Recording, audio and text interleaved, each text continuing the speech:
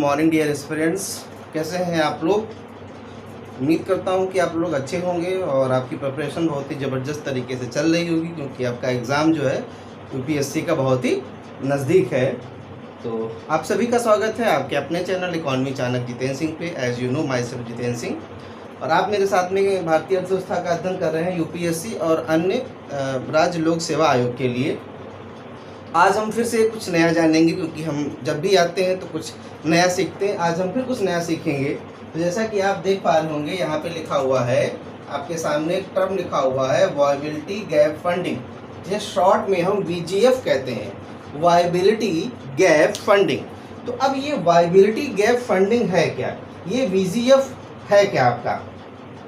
तो आइए हम जानते हैं। जब किसी भी प्रोजेक्ट, तो बार सी हो क्या एक ही बार होगा, जब किसी भी प्रोजेक्ट की वायबिलिटी का मतलब होता है मजबूती, वायबिलिटी कम होती है, तो इसका मतलब क्या है, वायबिलिटी कम होने का मतलब क्या है, मतलब कोई ऐसा प्रोजेक्ट जिसमें इनपुट की तुलना में आउटपुट नहीं हो रहा है, मतलब जितना इनपुट उसमें हमें देना पड़ रहा है उसके अकॉर्डिंगली आउटपुट नहीं हो रहा है। मतलब जैसे हम 100 रुपये की लागत लगा रहे हैं तो उसका आउटपुट मोर देन 100 रुपीज़ होना चाहिए। If I invested 100 rupees in any project, so the output must be more than 100 rupees, क्योंकि तभी तो प्रोजेक्ट वायबल होगा, है ना। तो अगर इनपुट आउट की तुलना में नहीं हो रहा है तो ऐसे में निजी क्षेत्र उस प्रोजेक्ट में निवेश से बचेगा। तो बहुत ही साधारण सी बात है कि अगर किसी प्रोजेक्ट में आउटपुट या कोई ऐसा काम कर रहे हैं जिसमें आउटपुट नहीं आ पा रहा है, यानी लागत की तुलना में लाभ नहीं हो रहा है, तो जो आपका प्राइवेट सेक्टर होता है वो तो लाभ के लिए काम करता है, जाहिर सी बात है ना।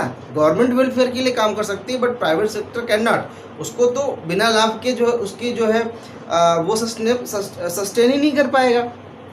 तो क्या करेगा, उस प्रोजेक्ट में निवेश से बचेगा अगर प्रोजेक्ट वायबल नहीं होगा, है ना।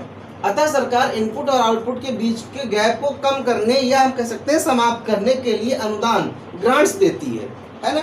तो अब जब प्रोजेक्ट वायबल नहीं है, मान लीजिए 100 रुपीज़ का इनपुट है और आउटपुट 100 रुपीज़ या उससे कम है, तो सरकार क्या करेगी फिर। तो अब निजी क्षेत्र ने कहीं निवेश कर रखा है, तो अब 100 रुपये उसने लगाया है लेकिन उसमें आउटपुट 100 रुपये नहीं आ रहा है, तो उसमें उसका नुकसान होगा, वो प्रोजेक्ट से बाहर हो जाएगा।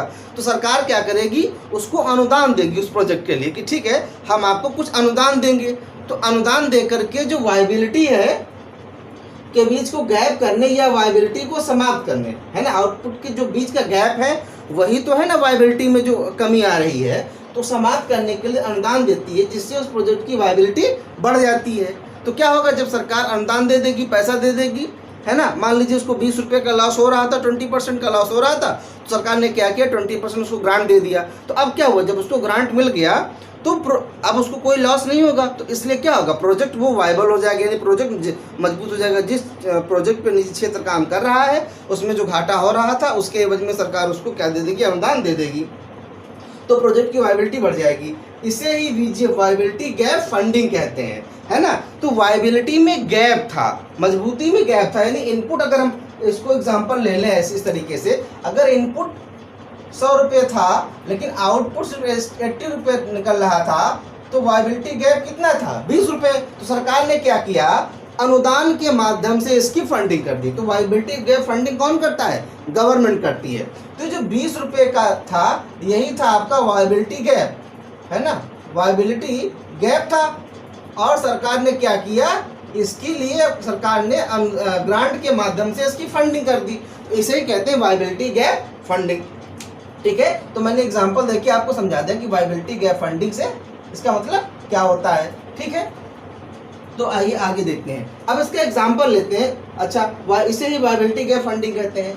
तो वायबिलिटी गैप फंडिंग जो होता है अधिकतर इंफ्रास्ट्रक्चर, यानी कि जो आधारभूत संरचना, इंफ्रास्ट्रक्चर मतलब क्या होता है, आधारभूत संरचना से जुड़े प्रोजेक्ट के लिए दिया जाता है ना।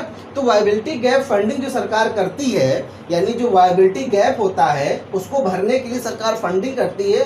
ये मोस्टली जो ऐसे प्रोजेक्ट जो इंफ्रास्ट्रक्चर यानी आधारभूत संरचना से जुड़े हुए प्रोजेक्ट होते हैं, जैसे आपका सड़क हो गया, आपका बिजली हो गया, आपका रेलवे हो गया, आपका मेट्रोस हो गया, ये सब क्या होता है आपके इंफ्रास्ट्रक्चर से जुड़े प्रोडक्ट होते हैं, क्योंकि आधारभूत संरचना को मजबूत किया जा रहा है। हॉस्पिटल हो गया, तो प्रोजेक्ट दे दिया जाता है। अब इसका एग्जांपल ले लेते हैं। तो एग्जांपल के लिए है ना, यानी कि इस वायबिलिटी गैप फंडिंग का एक लाइव एग्जांपल लेते हैं। तो उसमें एग्जांपल लेंगे हमारा जो संघीय बजट यानी कि यूनियन बजट 2020-21 था, मैं आपको पढ़ा भी चुका हूँ और बताता रहता हूँ बीच बीच में। तो उसमें इसका लाइव एग्जांपल हम देखते हैं। बजट 2020, यहाँ पे 21 भी लिख लेते हैं, 20-21 में एस्पिरेशनल इंडिया थीम है ना। तो अभी कुछ लेक्चर पहले मैंने आपको जो यूनियन बजट था उसकी थीम के बारे में बताया था, है ना। तो उसमें से एक थीम थी एस्पिरेशनल इंडिया यानी महत्वाकांक्षी भारत। तो एस्पिरेशनल इंडिया थीम के तहत एक 16 सूत्री कार्यक्रम सरकार चला रही है। एस्पिरेशनल इंडिया थीम जो है बजट में आपकी जो 3 थीम थी, तो एक थीम थी उसमें एस्पिरेशनल इंडिया यानी कि आपका जो है महत्वाकांक्षी भारत। तो उसके तहत एक 16 सूत्री कार्यक्रम है। उस कार्यक्रम के अंतर्गत भारत में भंडारण क्षमता को बढ़ाना, उसमें उस कार्यक्रम में इसमें भारत में भंडारण क्षमता को बढ़ाना शामिल किया गया। More warehousing capacity would be created, यानी कि भारत की जो भंडारण क्षमता है उसको बढ़ाना है। और ये किसके तहत, एक 16 सूत्री कार्यक्रम है जो किसके तहत है, आपका एस्पिरेशनल इंडिया थीम के तहत है। तो यूनियन बजट 2020-21 में एस्पिरेशनल इंडिया थीम के तहत 16 सूत्री कार्यक्रम में भारत की भंडारण क्षमता को बढ़ाने पे काम करने की बात कही गई है। तो वर्तमान में भारत की भंडारण क्षमता 162 मिलियन टन है। कितनी है, 162 मिलियन टन, है ना। वर्तमान में भारत की वेयर हाउसिंग कैपेसिटी कितनी है, वेयर हाउस का नाम सुना होगा आपने, है ना। क्योंकि भारत में जैसे आप अक्सर सुनते हैं कि चीज़ों के दाम बढ़ जाते हैं, खासकर सब्जियों के, जैसे कि पोटैटो हो गया, आपका टोमेटो हो गया, ऑनियन हो गया, आलू टमाटर और प्याज। तो दाम क्यों बढ़ते हैं, क्योंकि हमारे यहाँ क्या होता है ना भाई, जो आपका आलू है, प्याज है, टमाटर है, तो इनको जो सुरक्षित रखने के लिए हमारे पास भंडारण की क्षमता होनी चाहिए, और वो हमारे पास जितनी होनी चाहिए उतनी नहीं है। इसलिए क्या देखते हैं कि समय समय पर महंगाई आती है। जैसे इस समय आप सुन रहे होंगे कि मतलब टमाटर काफ़ी महंगा हो गया है, प्याज और आलू भी महंगा हो रहा है।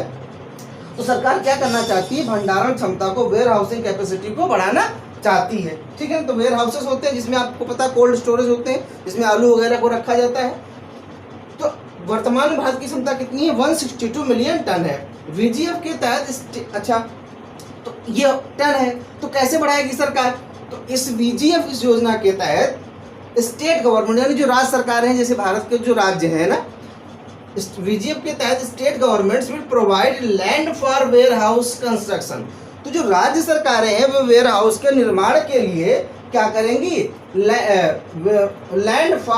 Provide land for warehouse construction. तो वेयर हाउस बनाने के लिए लैंड प्रदान करेंगी, है ना। क्योंकि जैसे कोई वेयर हाउस बनाना है तो सबसे पहले उसके लिए हमें लैंड चाहिए होगी। अब ज़्यादातर तो निजी क्षेत्र ही बनाता है वेयर हाउसेस वगैरह, तो निजी क्षेत्र को बहुत निवेश करना पड़ेगा। और ये कोल्ड स्टोरेज में क्या होता है, वायबिलिटी गैप बहुत होता है, यानी कि जितना पैसा लगाता है इनकम नहीं आती है। तो सरकार क्या करेगी, उसकी फंडिंग करेगी। तो फंडिंग में एक काम ये कर देगी कि सरकार उनको जो है लैंड प्रोवाइड करा देगी कि ठीक है, आपका जो लैंड है वो हम प्रोवाइड करेंगे, आप इस पे वेयर हाउस बनाइए ताकि उसको, जनता को उसका लाभ मिले। तो सरकार वीजीएफ के तहत क्या करेगी, स्टेट गवर्नमेंट यानी जो राज्य सरकारें हैं, क्योंकि आपको पता है कृषि राज्य सरकार का विषय होता है, तो कृषि से रिलेटेड होगा इसमें। तो राज्य सरकारें क्या करेगी, उसको लैंड प्रदान करेंगी। और ये जो वेयर हाउस होंगे पीपीपी मॉडल पे, पीपीपी का मतलब क्या होता है, पब्लिक प्राइवेट पार्टनरशिप, यानी कि जिसमें सरकार की और निजी क्षेत्र, प्राइवेट का मतलब निजी क्षेत्र, जिसमें सरकार की निजी क्षेत्र की भागीदारी होगी। क्यों, देख रहे हैं आप कि सरकार क्या कर रही है, यहाँ पे लैंड प्रोवाइड कर रही है। तो सरकार क्या कर रही है, वीजीएफ के तहत फंडिंग कर रही है। तो ये कैसा एग्जाम्पल है कि भारत की मतलब सरकार जो 16 सूत्री कार्यक्रम चला रही है उसमें वेयर हाउस बनाने के लिए वो, क्योंकि अब वेयर हाउस कैसा प्रोजेक्ट है आपका, इंफ्रास्ट्रक्चर से जुड़ा प्रोजेक्ट। वेयर हाउस क्या है, इंफ्रास्ट्रक्चर है। तो इंफ्रास्ट्रक्चर से जुड़ा प्रोजेक्ट है, और इंफ्रास्ट्रक्चर से जुड़े प्रोजेक्ट के लिए मोस्टली वीजीएफ का प्रयोग होता है, जिसमें सरकार फंडिंग करती है। तो इसमें फंडिंग के तहत सरकार क्या कर रही है, जमीन प्रोवाइड कर रही है, और ये जो है पीपीपी मॉडल पे आपके बनाए जाएंगे, ठीक है। तो वेयर हाउस, जब वीजीएफ की बात आई तो यहाँ पे वेयर हाउस, तो वेयर हाउस से रिलेटेड चीज क्या है आपका, warehouse development and regulatory authority, WDRA। ये WDRA क्या है, इसका पूरा नाम क्या है, warehouse development and regulatory authority, है ना। यानी कि भंडारण विकास एवं रेगुलेटरी का मतलब नियमित करने वाला प्राधिकरण, यानी जो ये जो आपको वेयर हाउस होते हैं इनको रेगुलेट, इनके विकास और इनको रेगुलेट करने वाली एक अथॉरिटी है, तो WDRA। इसकी स्थापना एस्टैब्लिश इन 2007 है ना, यानी कि WDRA की स्थापना कब हुई थी? 2007 में हुई थी। तो यानी किसके लिए काम करता है WDRA? वेयर हाउसेस के डेवलपमेंट के लिए काम करती है। Perform geo tagging and mapping of existing capacity. तो ये क्या करेगी? WDRA क्या करेगी? जो वर्तमान में हमारे पास वेयर हाउस की क्षमता है, जो वर्तमान में हमारे पास ऑलरेडी वेयर हाउसेस हैं, उनकी जियो टैगिंग और मैपिंग करेगी। जो वर्तमान में हमारे पास जो क्षमता है, यहाँ पे लिखा है 162 मिलियन टन, यानी कि हमारे पास वेयर हाउसेस हैं जो भी हैं जिनकी क्षमता इतनी है, तो उन वेयर हाउसिंग की जियो टैगिंग और मैपिंग कौन करेगा? WDRA करेगा। क्यों करेगा? क्योंकि यह वेयर हाउस डेवलपमेंट और रेगुलेटरी अथॉरिटी है। तो जियो टैगिंग और मैपिंग में क्या होगा आपका?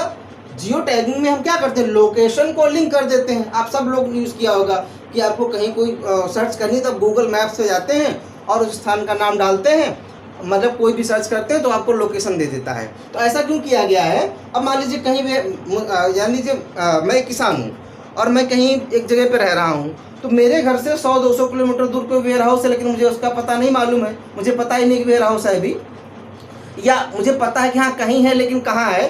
तो जब उसकी जियो टैगिंग और मैपिंग हो जाएगी तो उसको मैप से आसानी से ट्रैक कर सकेंगे। आजकल देखते हैं आप, जितना भी ई-कॉमर्स यानी ऑनलाइन शॉपिंग आप कर रहे हैं, तो वो लोग क्या करते हैं, आपके घर पे सामान डिलीवर करते हैं, तो कैसे होता है? जियो टैगिंग और मैपिंग से ही तो होता है, लोकेशन को लिंक कर दिया जाता है। तो जियो टैगिंग और मैपिंग में हम क्या करते हैं? लोकेशन को लिंक कर देते हैं। तो ये चीज़ आपको समझ में आ रही होगी कि VGF बहुत important, viability gap funding. Viability gap से मतलब क्या होता है? कोई ऐसा प्रोजेक्ट जो वायबल नहीं है। वायबल का मतलब उसकी मजबूती कम है, और मजबूती कब कम होगी? जब इनपुट ज़्यादा लग रहा हो, आउटपुट कम निकल रहा हो। तो ऐसी दशा में कोई भी निजी क्षेत्र, कोई भी उद्योग काम नहीं कर सकता। तो अगर कोई उद्योग नहीं करेगा, निजी क्षेत्र काम नहीं करेगा, तो सरकार तो अकेले सारा काम कर नहीं पाएगी। तो सरकार इसके लिए क्या करती है? उसकी फंडिंग करती है। तो उसे ही कहते हैं viability gap funding. Viability gap funding mostly infrastructure, क्योंकि आपको पता है कि इंफ्रास्ट्रक्चर में क्या होता है? निवेश बहुत लॉन्ग टर्म होता है, लंबे समय के लिए निवेश करना पड़ता है, बहुत ज़्यादा हैवी निवेश करना पड़ता है, और उसमें रिटर्न कम आता है। तो इसीलिए क्या होता है?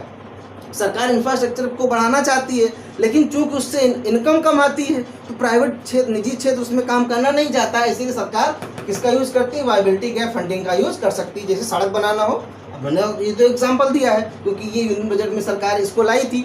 सड़क के लिए कर सकती है, बिजली के लिए कर सकती है, पानी के लिए कर सकती है, एयरपोर्ट के लिए कर सकती है, हर चीज़ के लिए कर सकती है, क्योंकि सारे प्रोजेक्ट जो मैंने गिनाया आपको, ये इंफ्रास्ट्रक्चर से जुड़े प्रोजेक्ट हैं। एग्जाम्पल के तहत हमने आपको बताया कि हमारा जो बजट 2020-21 में थीम है एस्पिरेशनल इंडिया, इसके तहत एक 16 सूत्री कार्यक्रम चलाया जा रहा है, जिसके तहत सरकार भारत की जो भंडारण क्षमता है, जो कि वर्तमान में 162 मिलियन टन है, उसको बढ़ाना चाहती है ना। उसको बढ़ाने के लिए सरकार क्या कर रही है? VGF के तहत स्टेट गवर्नमेंट जो है, जो भी वेयर हाउस बनाएंगे उसको, उसके लिए क्या करेगी? वो लैंड ज़मीन अपनी तरफ से प्रदान करेगी, है ना। तो उसका निवेश उसमें कम हो जाएगा और ये PPP मॉडल पे बनेंगे। तो वेयर हाउसेस को रेगुलेट करने के लिए, भाई कोई भी चीज़ है, जैसे आपका एयरपोर्ट्स हैं, तो एयरपोर्ट्स को रेगुलेट करने के लिए क्या है आपका? AAA, airport authority of India, AAA। तो कोई भी यूनिट होती हैं, उनको रेगुलेट करने के लिए कोई अथॉरिटी होती है, जैसे आपकी बीमा विनियामक, बीमा को रेगुलेट करने के लिए IRDAI है ना। इस तरीके से बैंकिंग को रेगुलेट करने के लिए RBI है ना। आपके शेयर मार्केट को रेगुलेट करने के लिए SEBI है। तो उसी तरीके से वेयर हाउस के डेवलपमेंट के लिए WDRA बनाया सरकार ने। कब बनाया? 2007 में। तो ये क्या करेगा? जो वर्तमान में हमारे जितने भी वेयर हाउसेज हैं, जो भी हमारी क्षमता है, उसकी जियो टैगिंग और मैपिंग कर देगा। तो इसमें क्या करेगा? लोकेशन को लिंक कर देंगे, जिससे उनको ट्रैक करना आसान हो जाएगा, और कोई भी जा करके वहाँ पे अपना जो है, जो भी फसल रखनी है वहाँ पे उसको रख सकता है।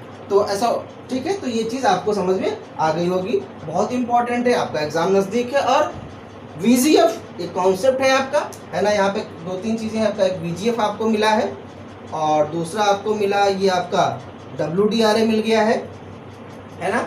तो VGF, WDRA और इस तरीके से 2-3 चीज़ें इसमें आपको मिल गई, ठीक है। तो ये आपके लिए बड़ा ही, और ये वायबिलिटी का मतलब क्या होता है? मजबूती। तो कोई भी प्रोजेक्ट वायबल कब होगा? जब उसमें अच्छा खासा आउटपुट हो, और आउटपुट नहीं हो तो सरकार उसके लिए क्या कर रही है? सरकार उसके लिए क्या कर रही है कि आपके लिए उसके लिए ग्रांट्स यानी कि अनुदान दे रही है। तो ये आपको समझ में आ गया होगा। तो ठीक है, आप इसको जो अपने नोट्स में अपडेट करिएगा, और हम लोग जो है फिर से मिलेंगे। और जैसा कि मैं आपको हमेशा बताता हूँ, है ना, और फिर बता रहा हूँ ताकि आप लोग उसको भूले ना, है ना, word study with Praphul, PRAPHUL, है ना। यहाँ आप हमारे साथ अभी भारतीय अर्थव्यवस्था का अध्ययन कर रहे हैं। Word study with Praphul YouTube channel पे आपको जो है वहाँ पे इंडियन पॉलिटी यानी कि भारतीय राज्य व्यवस्था, वर्ल्ड एंड इंडियन ज्योग्राफी यानी कि भारत और विश्व का भूगोल, और अब कल से वहाँ पे, है ना, आपकी साइंस की कक्षाएं भी शुरू हो चुकी हैं, साइंस के लेक्चर भी शुरू हो चुके हैं। तो वहाँ पे 3 चीज़ें आपको मिलेंगी, है ना, इंडियन पॉलिटी और ज्योग्राफी एंड साइंस। साइंस में बायोलॉजी आपका शुरू हो चुका है।